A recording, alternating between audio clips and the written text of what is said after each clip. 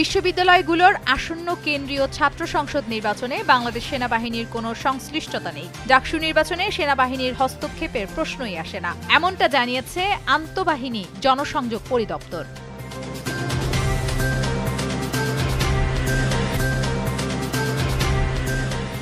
দীর্ঘ ১৫ বছর গণতান্ত্রিক অধিকার আদায়ে লড়াই সংগ্রাম করেছে বিএনপি। দেশকে গণতান্ত্রিক রাষ্ট্রে রূপান্তরিত করাই আমাদের লক্ষ্য। ঠাকুরগাঁয়ে এমন মন্তব্য করেছেন বিএনপির মহাসচিব মির্জা ফখরুল ইসলাম আলমগীর।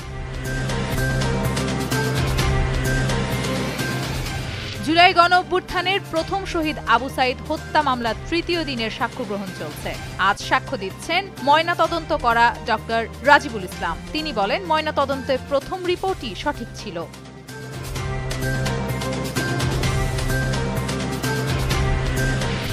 সাবেক সচিব আবু আলম মোহাম্মদ শহীদ খানকে গ্রেফতার করেছে ঢাকা মহানগর গোয়েন্দা পুলিশ।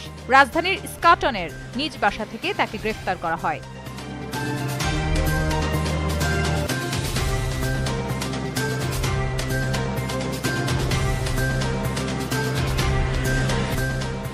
ঘুষ নেয়ার অভিযোগে দুর্নীতি দমন কমিশনের প্রধান কার্যালয়ের উপসহকারী পরিচালক মোহাম্মদ জুলফিকারকে সাময়িক বরখাস্ত করা হয়েছে। দুদক চেয়ারম্যান মোহাম্মদ আব্দুল মোমেন স্বাক্ষরিত এক প্রজ্ঞাপনে এ আদেশ জারি করা হয়।